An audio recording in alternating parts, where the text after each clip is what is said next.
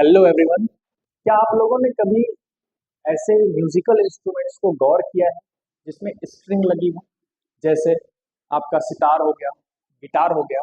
अगर आप उन म्यूजिकल इंस्ट्रूमेंट्स को जरा फोकस करो, उनके तारों को ध्यान दो, तो उनके तार कई अलग अलग मोटाई के होते हैं। कोई बहुत पतला होता है, फिर उससे मोटा होता है, फिर उससे मोटा होता है, ऐसे ही एक सबसे मोटा तार होता है। और आप ये जानते हैं कि अगर आपने देखा होगा गिटार को या सितार को, तो आपने देखा होगा कि उसको टाइट करने के लिए कुछ स्क्रूज लगे होते हैं। क्लियर बच्चों? तो जब उन पर्टिकुलर स्क्रूज को हम ढीला करते हैं या टाइट करते हैं और उसके बाद हम अपनी फिंगर्स को उससे मूव कराते हैं, उन तारों से मूव कराते हैं, तो हमें अलग अलग साउंड सुनाई देती है।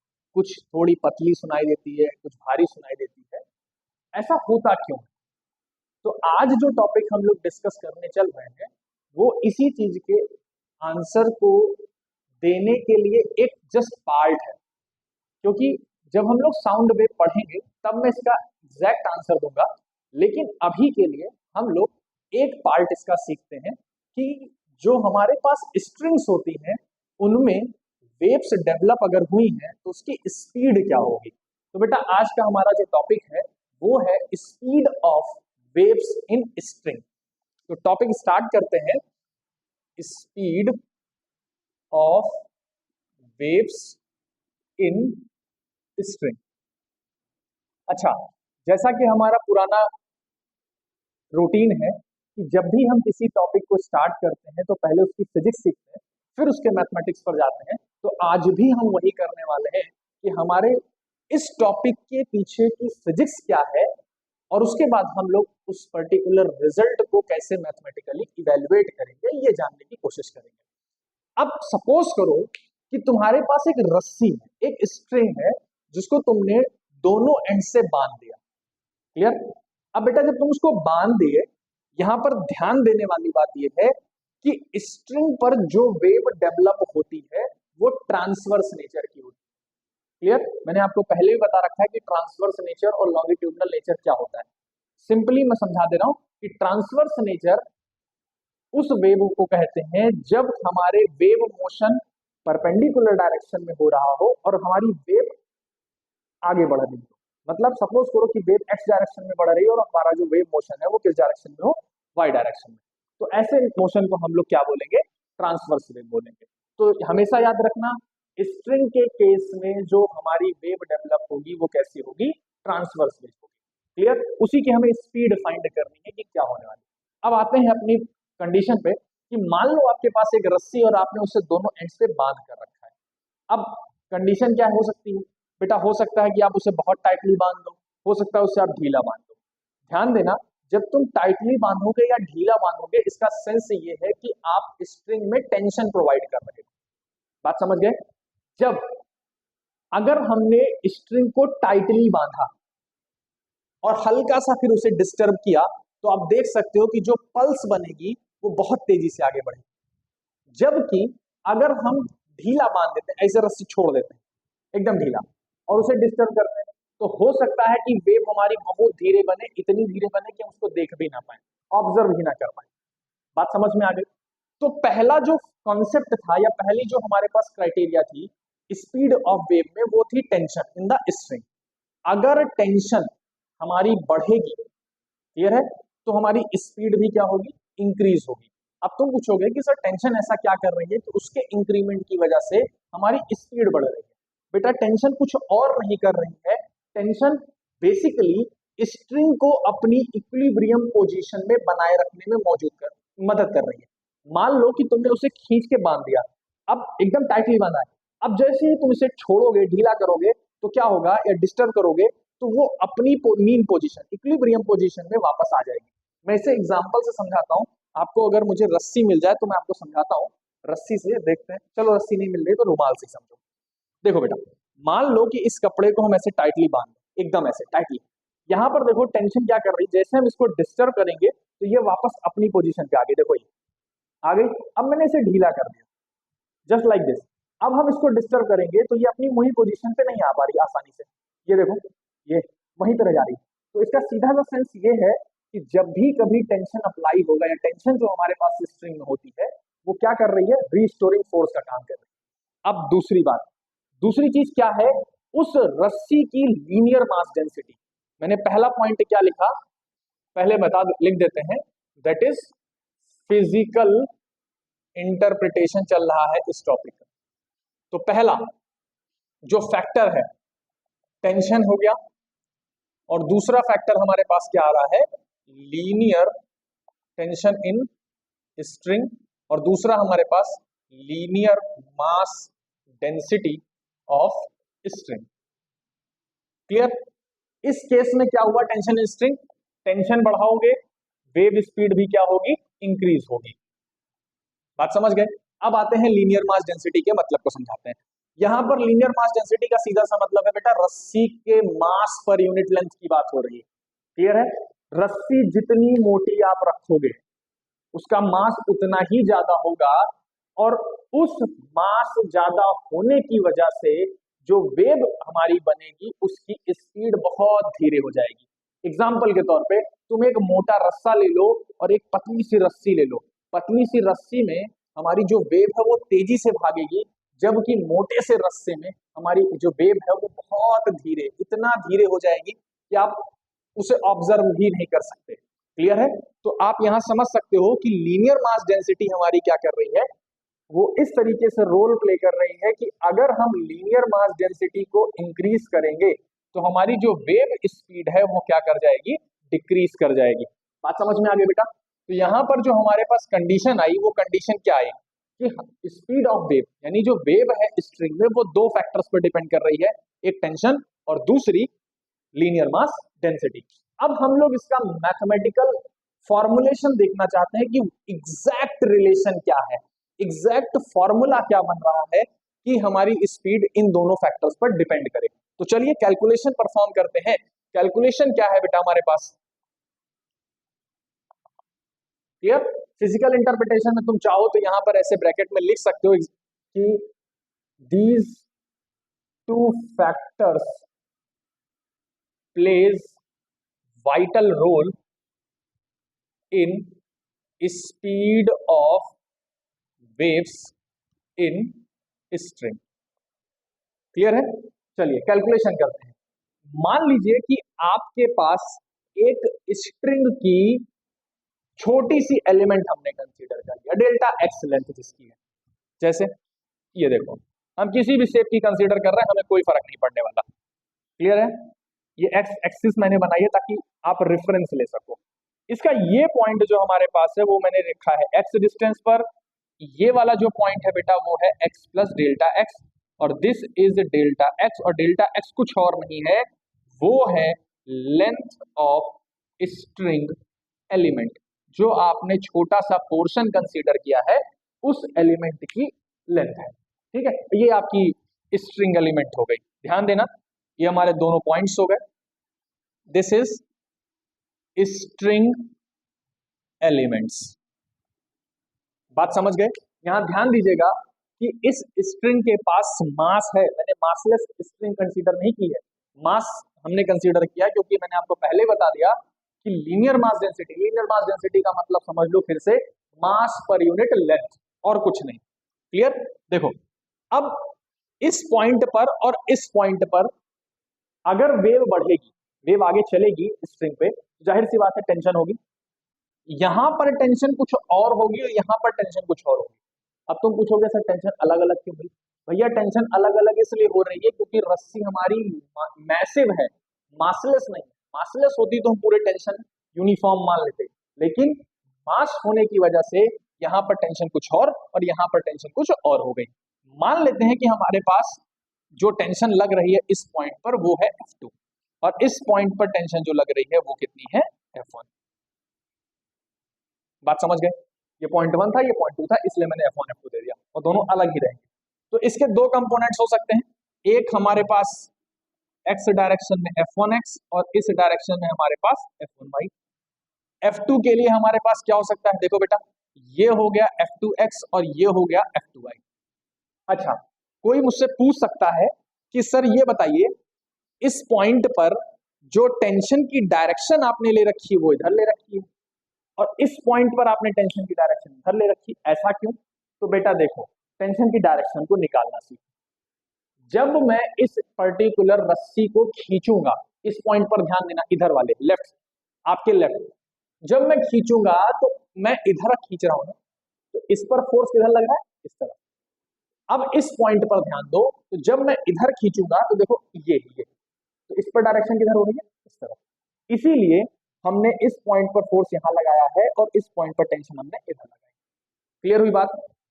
ध्यान देना, कैलकुलेशन में इस चीज को लिख लेते हैं जो मैंने यहां पर बनाया है। क्या लिखना है बेटा? Consider a string element. जो तुम बनाए हो सिर्फ उसी को लिखना है अपनी लैंग्वेज में, और कुछ नहीं करना। Consider a string element of length delta x, जिसका लेंथ कितनी है? डेल्टा एक्स है। क्लियर? अब इसका मास लिख लेते हैं।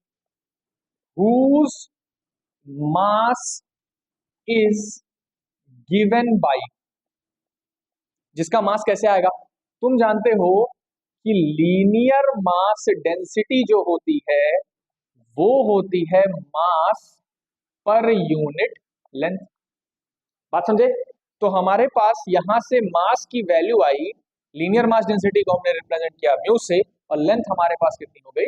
Delta x. ये है मास ऑफ स्ट्रिंग एलिमेंट। बात समझ गए? अब दूसरा पॉइंट, अब मैं जो पॉइंट बोलने चल रहा हूं उस पॉइंट को ध्यान रखना। मैंने आपको स्टार्टिंग में ही बता दिया था कि जो हमारी स्ट्रिंग पर वेव बन रही है वो ट्रांसवर्स नेचर की। ट्रांसवर्स नेचर का सेंस ये हुआ कि हमारी जो वेव बन रही है उसकी स्पीड अगर इस डायरेक्शन में है तो वेव मोशन इस डायरेक्शन में। स्ट्रिंग के एलिमेंट्स वाई डायरेक्शन में मूव कर रहे हैं, जबकि वेव किस डायरेक्शन में मूव कर रही है? X direction. ठीक, चलो देखो इस चीज को समझो।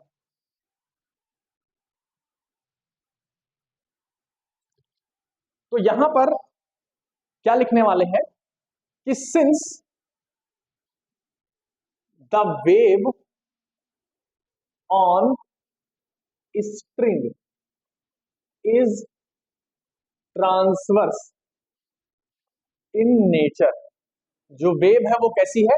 ट्रांसवर्स है। एंड दैट्स वाई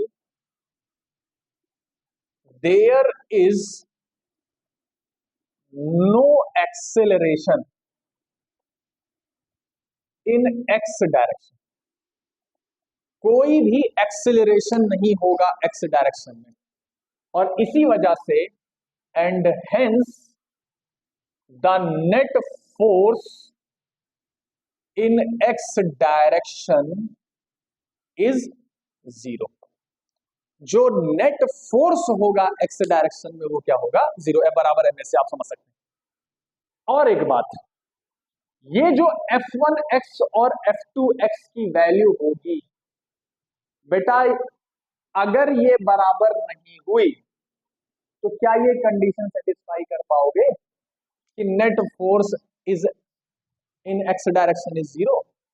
एक तो राइट साइड में है, एक लेफ्ट साइड में है। जब तक ये दोनों बैलेंस नहीं होगा तब तक आप एफ एक्स की वैल्यू जीरो नहीं लिख सकते। कैसे? ये भी समझा देता हूं। तो force in X direction that is F x बराबर तुमने क्या लिखा है? जीरो लिखा है। तो F two x minus F one x बराबर जीरो। तो यहां से हमें रिजल्ट क्या मिला? एफ टू एक्स बराबर एफ वन एक्स। ये हमें रिजल्ट मिल गया। चलो एक काम करते हैं, that is F two x बराबर एफ वन एक्स। मैंने इसको नाम दे दिया एफ से, हमने बोल दिया। कोई डाउट? चलो आगे देखो। अब क्या करते हैं, इन दोनों पॉइंट्स पर, जो पॉइंट ए हमने बनाया था और पॉइंट बी हमने बनाया था, ए बी ना मान करके 1 2 ही मान लो। क्लियर है? 1 और 2, इन दोनों पॉइंट्स पर स्लोप फाइंड करते हैं। रस्सी में कितना स्लोप होगा?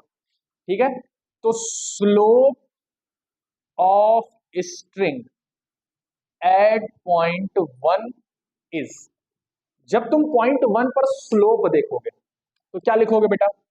Del Y by del X. ध्यान देना, ये जो सिंबल मैंने बनाया है इसका मतलब है एट एट पॉइंट, तो del Y by del X at point X या एट पोजीशन एक्स आप कह सकते हो। क्लियर हुआ? कोई डाउट?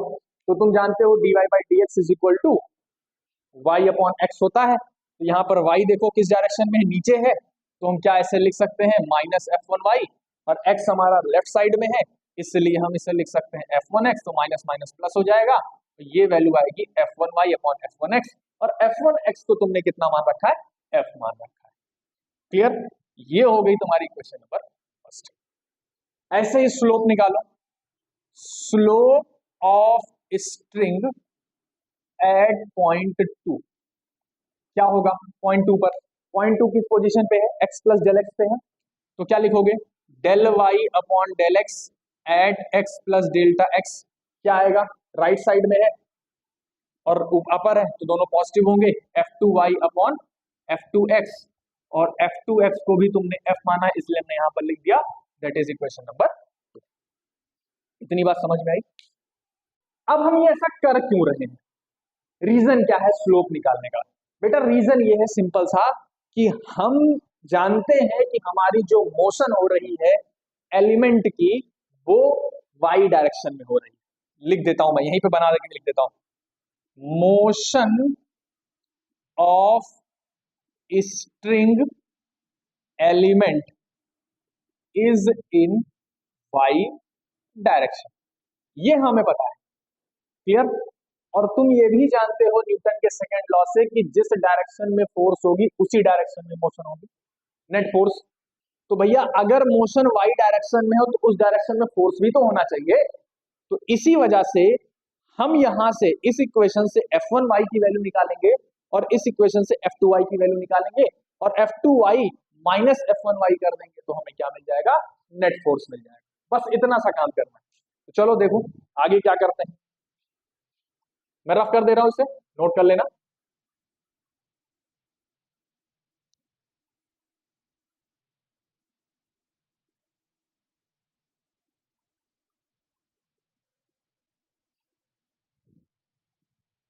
थोड़ा थोड़ा रफ करते हैं ताकि अपना स्टेप आगे बढ़ता है। चलो देखो यहाँ पे सूखा,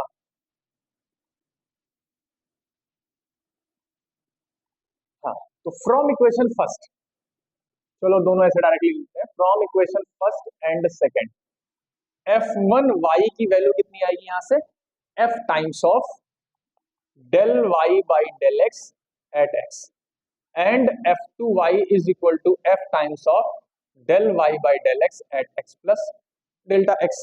तो नेट फोर्स कितना हुआ वाई डायरेक्शन में, so net force in Y direction is F Y और F two Y minus F one Y. बेटा माइनस क्यों लगाया, देखो ये अगर हमारा पॉजिटिव डायरेक्शन में तो ये नेगेटिव डायरेक्शन में, तो नेट फोर्स हमारा F two minus F one ही होगा। तो एफ टू वाई की वैल्यू पुट कर दो, F times of del Y by del X at X plus delta X minus F time of del Y by del X at X, ये आ गया तुम्हारे पास एफ वाई, और इसको मैंने इक्वेशन नंबर दे दिया नंबर थर्ड। क्लियर? तो अब सिंपल सा न्यूटन सेकेंड लॉ लगाना है और क्या लिखना है, F Y is equal to mass into acceleration in Y direction. चलो चालू करते हैं भैया अपना अगला काम कार्यक्रम।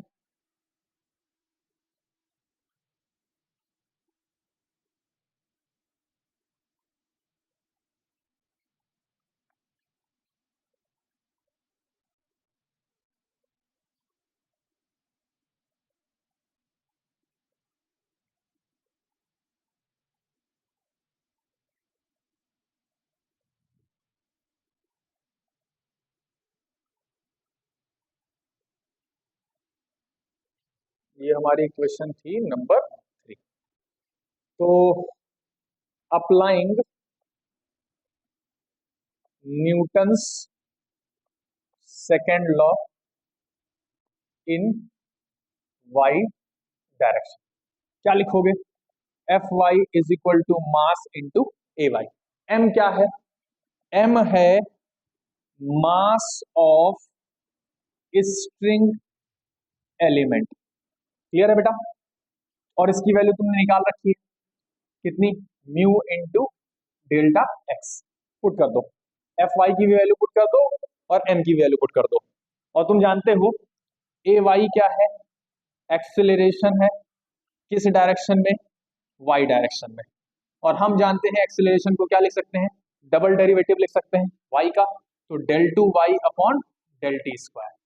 ठीक, तो यहां से हमें रिजल्ट क्या मिलेगा, हेंस नेट फोर्स कितना आया, एफ कॉमन ले रहा हूं मैं directly, del Y by del X at X plus X minus del Y by del X at X is equal to, mass है म्यू डेल्टा एक्स और एक्सेलरेशन तुम्हारे पास आई del two Y upon del T square.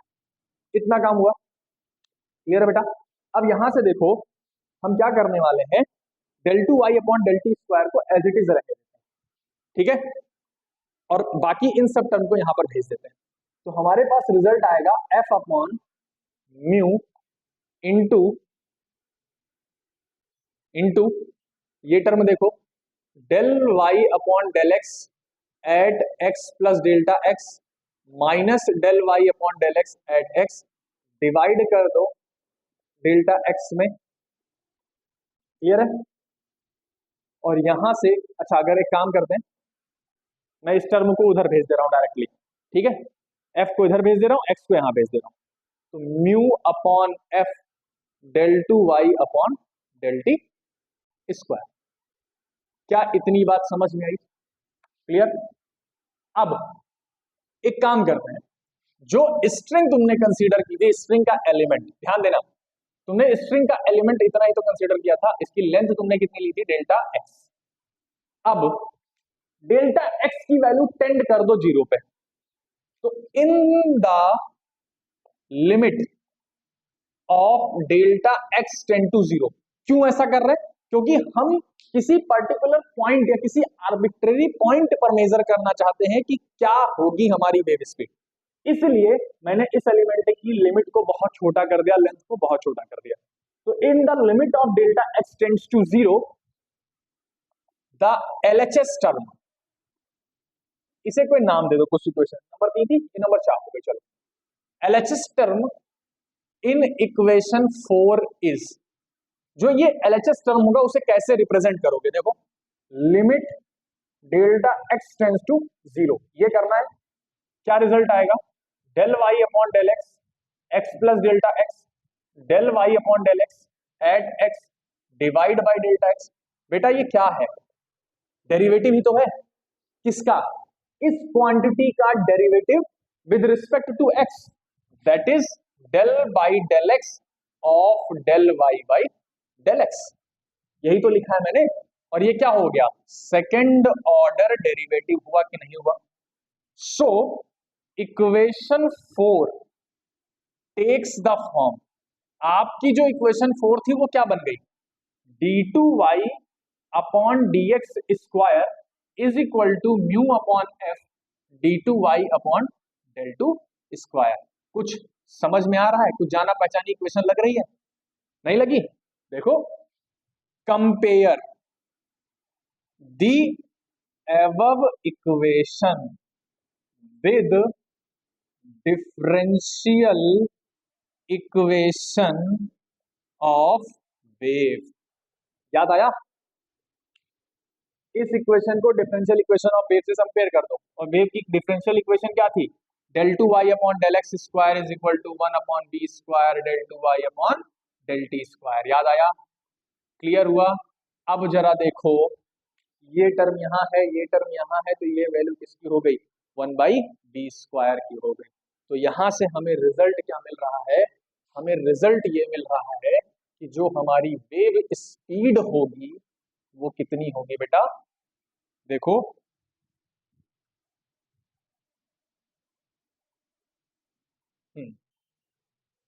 तो we get 1 upon B square is equal to mu upon F, और B square is equal to F upon mu, और B बराबर plus minus under root F my mu.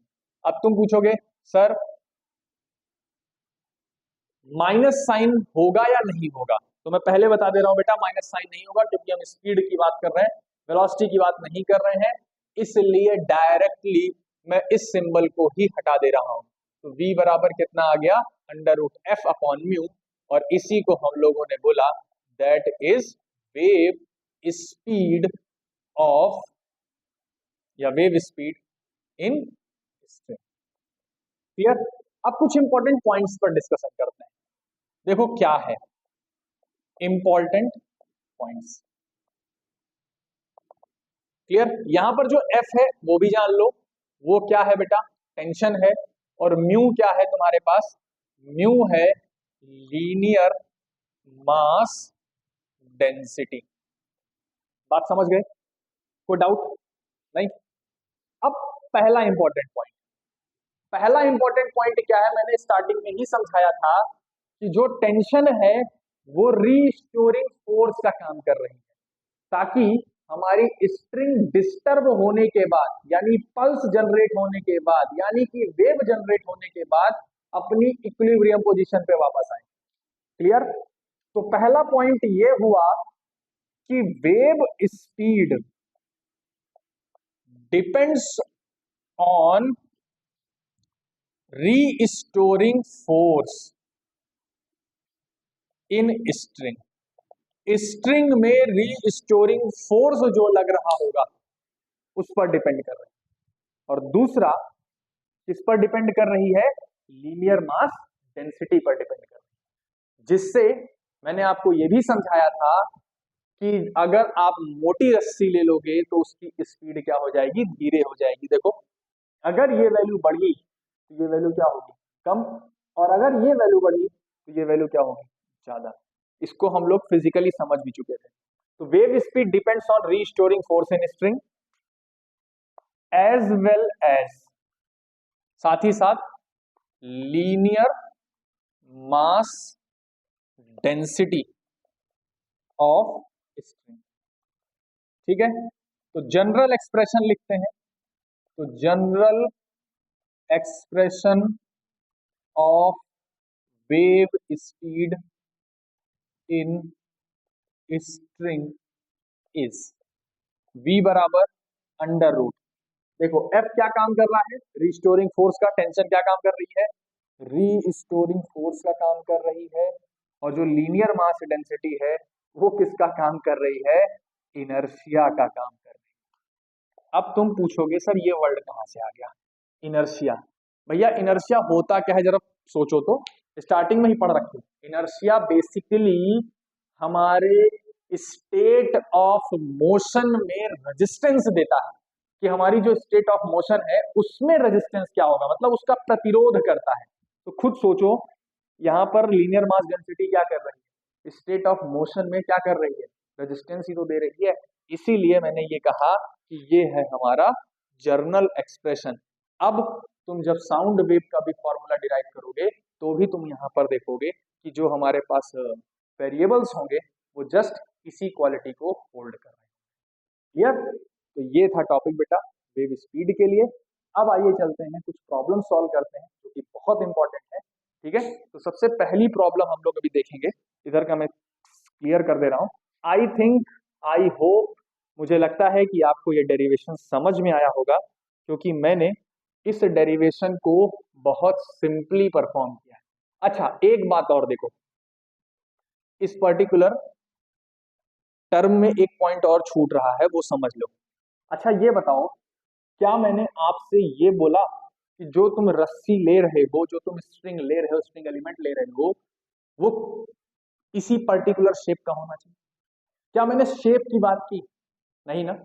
इसका सीधा सा sense ये है कि जो मैंने डेरिवेशन परफॉर्म किया है, जो भी डेरिवेशन और जो रिजल्ट हमारे सामने निकल के आया है, वो किसी भी शेप ऑफ स्ट्रिंग एलिमेंट पर वैलिड है। तो यहां पर हम ध्यान रखेंगे कि वेव स्पीड रिस्टोरिंग फोर्स पर डिपेंड करेगी, लीनियर मास डेंसिटी पर डिपेंड करेगी, बट यही लिख दे रहा हूं मैं, not on shape of string. String के शेप पर उसका कोई डिपेंडेंस नहीं होगा, वो कैसी भी हो सकती है। ठीक? चलिए प्रॉब्लम सॉल्व करते हैं। कुछ छोटी सी प्रॉब्लम पहली,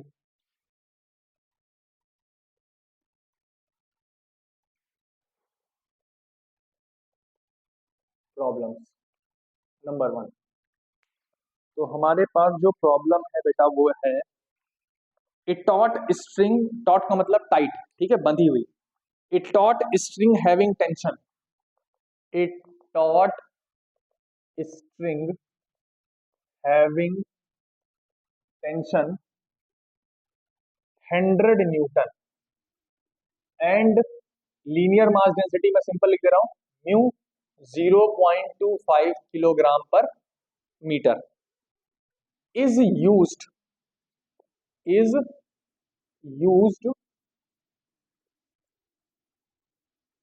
इनसाइड ए कार्ट, कार्ट का मतलब एक गाड़ी है छोटी सी, to generate a pulse from left end, left end से एक पल्स जनरेट हुई है कार्ट के अंदर स्ट्रिंग में, ठीक है। पूछ रहा है what should be velocity of cart so that pulse remains stationary with respect to ground, ground के रिस्पेक्ट में हमारी जो पल्स हो वो क्या रहे, स्टेशनरी रहे। हमें बताना है किसकी वेलोसिटी, कार्ट की वेलोसिटी क्या हो। तो पहले इसे डायग्राम से समझो। किसी भी क्वेश्चन को सॉल्व करने से पहले हम लोग एक रफ डायग्राम क्रिएट करते हैं। देखो रफ डायग्राम क्या है, एक कार्ट हो गई आपके पास, ठीक है, वो कुछ आगे बढ़ेगी कोई दिक्कत नहीं, इसमें एक स्ट्रिंग लगी हुई है, ये रही हमारी स्ट्रिंग, ठीक है। क्या बोला है, inside a taut string having tension, tension पता है तुम्हें, टेंशन की वैल्यू दे रखी कितनी बेटा, 100 न्यूटन, लीनियर मास डेंसिटी की वैल्यू कितनी दे रखी है, 0.25 किलोग्राम पर metre, is used inside a car to generate a pulse from left end, इस एंड से एक पल्स जनरेट हो रही है, चलो एक पल्स जनरेट कर लो, लो एक पल्स जनरेट हो गई, ठीक है। अब क्या बोल रहा है, what should be the velocity of cart, cart की वेलोसिटी क्या हो, वेलोसिटी बोला है कार्ट की, मैंने सी लिख दिया उसे, so that pulse remains stationary with respect to ground, तो इसका मतलब ग्राउंड ये हमारा कहीं होगा, ठीक है, ये हमारा क्या हो गया बेटा, ग्राउंड। तो हमें वेलोसिटी ऑफ कार्ट निकालनी है किसके रिस्पेक्ट में, कार्ट के रिस्पेक्ट में, ग्राउंड के रिस्पेक्ट में, such that pulse remains stationary. तो पल्स की भी तो कोई वेलोसिटी होगी बेटा, जो पल्स की हम निकालेंगे वेलोसिटी ना, वो हम निकालेंगे पहले कार्ट के रिस्पेक्ट। कैसे, देखो velocity of pulse with respect to cart, क्योंकि ये पल्स इसी कार्ट के अंदर बनी है, तो इसका मतलब जो भी ऑब्जर्वेशन वेलोसिटी का हुआ होगा वो पहले कार्ट के रिस्पेक्ट में हुआ होगा। तो डायरेक्ट फॉर्मूला है under root T upon mu, T की वैल्यू कितनी है 100, 0.25, इसे सिंप्लीफाई करोगे ये 25 इंटू 10 की पावर -2 हो जाएगा, ठीक है। चलो सॉल्व करते हैं, 25 10 की पावर -2, ठीक है।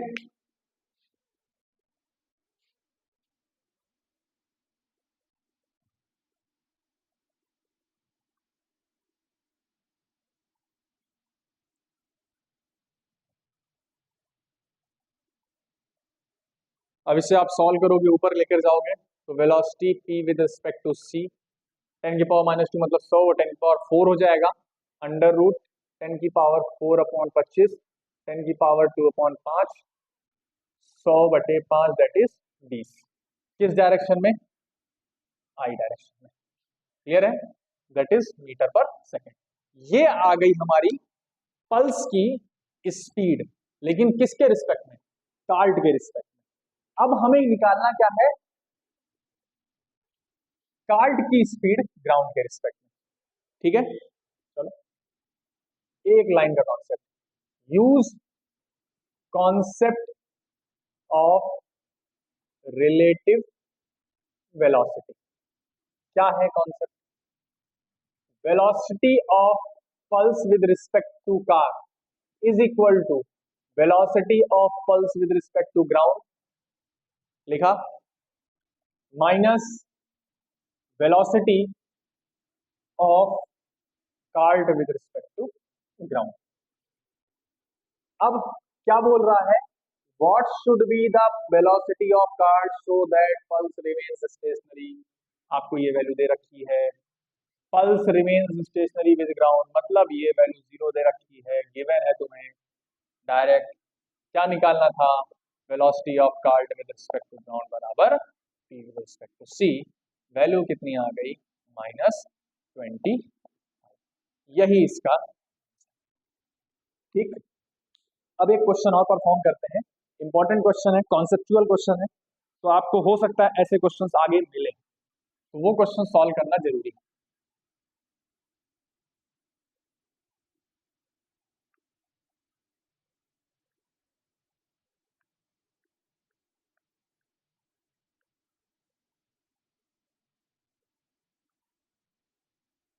देखो दूसरी प्रॉब्लम क्या है आपके पास, अच्छी प्रॉब्लम है ये, इंपॉर्टेंट है इसलिए मैं इंपॉर्टेंट लिख दे रहा हूं उस पे।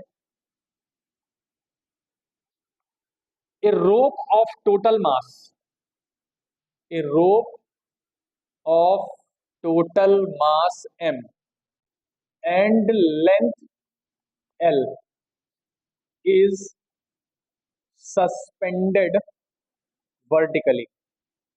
एक रोप है जिसका मास m है और लंबाई l है, उसको वर्टिकली लटका दिया गया है, ठीक है। आपको शो करना है, पहला question, show that A transverse wave travels the length of rope in time interval delta t बराबर 2√L/g। बेटा इसमें 3 पार्ट है इस क्वेश्चन में, तो पहले हम एक एक पार्ट करके सॉल्व करेंगे, आगे प्रोसीड हो जाएगा, ठीक है। देखो यहाँ पर क्वेश्चन क्या बोल रहा है, पहले उसे समझो, इसकी फिजिक्स सीखो। पहले आपसे बोला गया एक रस्सी है जिसका मास m और लेंथ कितनी है l, उसे लटका दिया गया वर्टिकली, लटकाओ, ठीक, लो भैया लटक गई। हमने इसके बॉटम पोर्शन को x बराबर 0 बोला, इसके टॉप पोर्शन को x बराबर l बोला, मतलब इसकी लंबाई हो गई कितनी, l। क्लियर।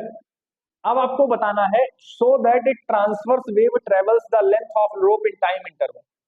आपको बताना है कि अगर कोई पल्स जनरेट होगी इस पर्टिकुलर रस्सी में, तो यहां से यहां तक पहुंचने में उसको जो समय लगेगा वो इतना लगेगा। अब पहले हम ये तो जान लें कि ये जो समय आ रहा है वो किस बिहाफ पे आ रहा है। क्लियर। देखो लंबाई है, हमें पता है कि कोई भी पल्स अगर जनरेट होगी तो उसकी कुछ स्पीड होगी, बिल्कुल होगी, तो तुम्हें स्पीड पता होनी चाहिए। भैया स्पीड तुम जानते हो, अभी थोड़ी देर पहले जनरेट किया, √T/μ, ये होती है तुम्हारी वेव स्पीड। ये फॉर्मूला पता सबको, T/μ, ठीक है। सारा खेल इसका है, टेंशन का, कि पहले ये समझ लो कि टेंशन जनरेट कैसे हो रही है। बेटा देखो यहां पर जो टेंशन जनरेट हो रही है रस्सी में, वो डिपेंड करेगी या ये कह लो वेरी करेगी जैसे जैसे हम ऊपर जाएंगे। नीचे से जैसे जैसे हम ऊपर जाएंगे वैसे वैसे रस्सी में टेंशन बदलेगी। क्यों बदलेगी यही तुम्हें समझना है, इसी क्वेश्चन के लिए मैंने बोला है कि इंपॉर्टेंट क्वेश्चन। देखो जब तुम यहां पर रहोगे, क्या इसके नीचे कोई वेट है, नहीं है, इसका मतलब यहां पर टेंशन क्या हुई, 0। हम जैसे यहां कहीं पहुंचे इस पॉइंट पर, चलो पहुंचते हैं, हम जब यहां कहीं पहुंचेंगे तो तुम देख सकते हो कि अब हमारी रस्सी, इसको मैं 2 पार्ट में ब्रेक कर दे रहा हूं, एक ये हो गई, ठीक, और एक हमारे पास ये हो गई, हुई। इसको मैं एक धागे से जोड़ रहा हूं, ये कॉन्सेप्ट समझाने के लिए है, धागे से जोड़ रहा हूं मतलब मासलेस धागा है, ताकि टेंशन यहां पर समझ में आ जाए। देखो बेटा इस पॉइंट पर जो टेंशन जनरेट होगी वो इसी पार्ट के वेट की वजह से ही तो होगी, बिल्कुल। ये है लोअर पार्ट ऑफ स्ट्रिंग। इसका वेट कहां काम करेगा? नीचे। तो मैं लिख सकता हूं weight of lower part is equal to tension at that point. ये देखो इस पॉइंट पर। अच्छा, टेंशन कैसे फाइंड होगी इसकी डायरेक्शन? भैया टेंशन की डायरेक्शन यहाँ पे ये, और इसके लिए टेंशन की डायरेक्शन ये तुम्हारा हो गया अपर पार्ट। अच्छा, अब देखो, जैसे ही हम मान लेते हैं ये डिस्टेंस हमारी कितनी है, x। क्लियर? अब हम इस पॉइंट को और ऊपर ले चले, यहां कहीं ले चले। देखो x की वैल्यू बढ़ गई, बढ़ गई। तो मास डेंसिटी तो हमने बोला है यूनिफॉर्म है, लेकिन इतने पार्ट का मास चेंज हुआ कि नहीं हुआ? क्यों, कैसे हुआ? देखो, मास ऑफ लोअर पार्ट, अगर मैं मास लिखना चाहूं लोअर पार्ट का, क्या लिखेंगे? Mass density into length. लिखेंगे कि नहीं लिखेंगे? बिल्कुल लिखेंगे। भैया मास डेंसिटी कितनी है? म्यू। लेंथ कितनी है? एक्स। ये वैल्यू देखो, मास आई कि नहीं आई? मास डिपेंड करने लगा हाइट पे, एक्स पे। तो जैसे जैसे हमारी हाइट बढ़ेगी वैसे वैसे मास बदलेगा। मास अगर बदलेगा उसका वेट बदलेगा। वेट अगर चेंज हुआ तो टेंशन चेंज होगी, और टेंशन अगर चेंज हुई तो वेव स्पीड चेंज होगी। कॉन्सेप्ट समझ में आया? चलो देखो यहाँ पे वेट देखो, वेट ऑफ लोअर पार्ट कितना आया? लोअर पार्ट का weight mass into gravity mu x G, ये हमारे पास वेट हो गया। तो tension in string at height X कितनी हो गई? हाइट एक्स पर टेंशन कितनी हो गई? यहां पर बात हो रही है इस पॉइंट पर। ठीक है, तो टेंशन यही वैल्यू होगी mu x g. This is equation number first. बात क्लियर हुई? अब यहां से वेव स्पीड निकाल लो।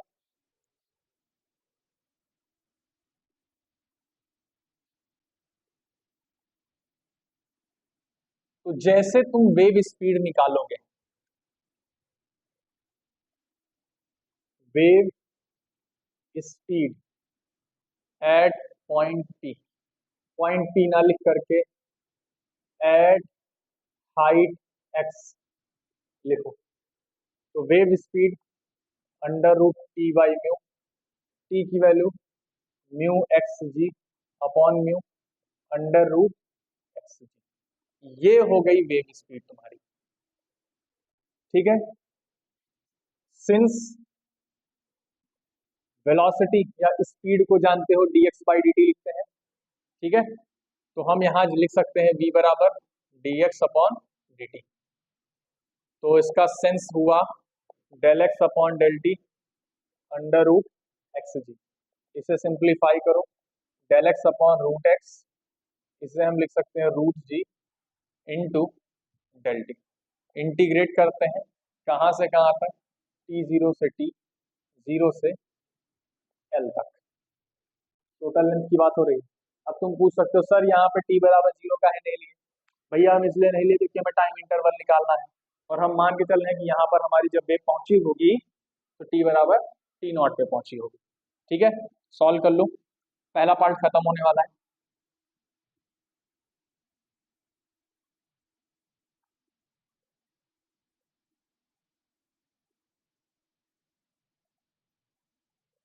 जब आप इसे सॉल्व करेंगे, इंटीग्रेट करेंगे, तो क्या वैल्यू आएगी? एक्स की पावर माइनस हाफ है, तो एक्स की power minus half plus one upon minus half plus one at zero comma L under root g T minus T not.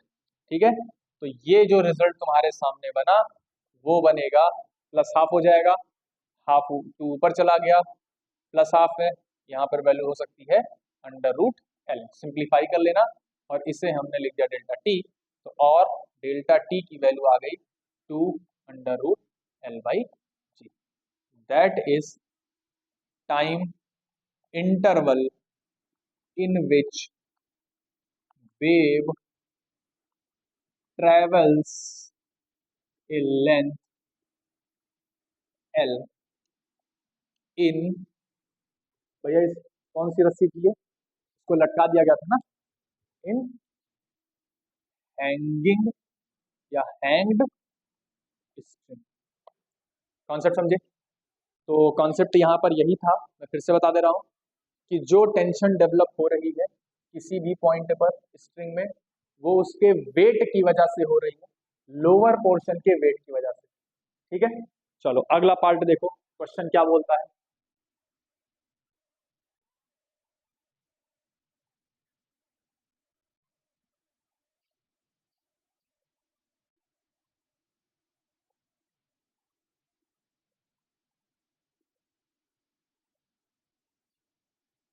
Second part ये कह रहा है,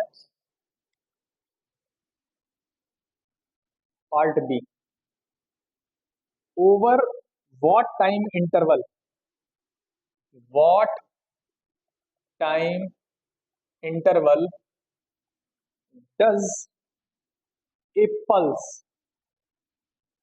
travel half way up the rope. देखो क्या बोल रहा है क्वेश्चन में कि कितने समय अंतराल में जो हमारी पल्स है वो आधी रस्सी चल चुकी होगी। मतलब हमें टाइम इंटरवल अब यहां तक का निकालना है। जैसे ये हमारी रस्सी थी, x बराबर 0, ये x बराबर l, तो हमें मिड पॉइंट का निकालना है, x बराबर l/2 का। तो आई थिंक तुम लोग ये सोच सकते हो कि सर आधा आधा तो टाइम लगेगा, किसी का आधा कर लीजिए, टाइम मिल जाएगा। लेकिन भैया ऐसा नहीं। अब जरा सोचो काहे। देखो मैंने आपको बताया कि वेव स्पीड टेंशन पर डिपेंड कर रही है। क्लियर? टेंशन हमारी हाइट पर डिपेंड कर रहा है। बोलोगे हाइट पे कैसे? अरे भैया वेट पर, वेट ऑफ लोअर पार्ट। तो जैसे जैसे वेट, हमारी हाइट बढ़ती जाएगी लोअर पार्ट की, वैसे वैसे वेट बढ़ता जाएगा, और वैसे वैसे टेंशन बढ़ती जाएगी, और टेंशन बढ़ती जाएगी तो वेलोसिटी बढ़ती जाएगी। मतलब यहां तक हमारी वेव ज्यादा समय में पहुंचेगी, और फिर यहां से इसके बाद जो जर्नी है वो उसे कम समय में ट्रेवल करेगी। देखो कैसे, अभी मैं ये वैल्यू निकालूंगा, ये वैल्यू मैं इसी के टर्म में निकालूंगा, तब आप समझ जाओगे कि सर यहाँ पर आप सही कह रहे थे। देखो तो डायरेक्टली इसका सोल्यूशन क्या है, तो time interval in which wave pulse reach a distance D, D distance में पहुंचने के लिए टाइम इंटरवल कितना लगेगा, 2 times of D by g. Here D बराबर कितना है, l/2, तो डेल्टा 2 l/2 × जी, 1/√2 बाहर, 2√l/जी। 1/√2 को जो सॉल्व करोगे तो वैल्यू आएगी 0.707, 2 टाइम्स √l/। देखो 0.5 से ज्यादा आ रहा है कि नहीं आ रहा? तो मतलब यहां से यहां तक, क्लियर है, ज्यादा समय लेगी, और यहां से यहां तक उसे फिर समय कम लगेगा। एक last question, part C. C क्या बोल रहा है, how far, how far wave has travelled, wave has travelled after a time interval √l/जी। तो अभी तक दोनों केसेस में आपसे टाइम इंटरवल निकलवाया। अब इस केस में हमसे पूछ रहा है कि इतने टाइम इंटरवल बाद हमारी वेव कहां पहुंचेगी। तो सिंपल सा लॉजिक है, देखो क्या होगा।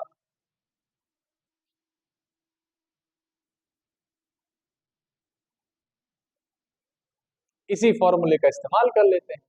तो डेल्टा टी बराबर 2 √d/g स्क्वायर कर दो, डी की वैल्यू आ जाएगी g delta T square upon 4। सही है। Where D is distance travelled by wave pulse in time interval delta T. Value put कर दो under root L by g. तो सो डी बराबर जी, इसका स्क्वायर करना है तो एल बाई जी हो जाएगा और इंटू 4, जी से जी कैंसिल, तो डी बराबर एल अपॉन 4। तो इतने टाइम इंटरवल में हमारी जो डिस्टेंस ट्रेवल हुई है वो कितनी हुई है, एल बाई 4 हुई। आई होप ये क्वेश्चन तुम्हें समझ में आ गया है और इसके पीछे का लॉजिक और कॉन्सेप्ट तुम्हें समझ में आ गया। तो अब वापस आते हैं उस क्वेश्चन पे जहां से मैंने इस वीडियो की स्टार्टिंग की थी कि भैया अगर आप सितार या गिटार देखते हो तो उसमें अलग अलग स्ट्रिंग्स जो लगी हैं उनकी लेंथ देखो, उनकी थिकनेस देखो, उनको टाइट करने के लिए स्क्रू देखो। इसी वजह से हमें अलग अलग फ्रीक्वेंसी की साउंड्स भी सुनाई देती हैं, क्योंकि वहां पर उनकी वेव स्पीड जो है वो क्या हो जा रही है, चेंज हो रहा है। हम ज्यादा टाइट कर देंगे, टेंशन बढ़ जाएगी, वेव स्पीड बदल जाएगी। मोटे तार में देखो आवाज में डिफरेंस आ जाता है, मोटे तार और पतले तार में डिफरेंस आ जाता है, क्योंकि वहां पर वेव स्पीड भी क्या कर जा रही है, चेंज हो जा रही है। तो आज का टॉपिक हम लोग इसी पर खत्म करते हैं। कल हम लोग रेट ऑफ एनर्जी के बारे में बात करेंगे कि वेव्स में कितनी रेट ऑफ एनर्जी या पावर इंटेंसिटी, इस सब चीजों को देखेंगे कल के टॉपिक। Okay, thank you.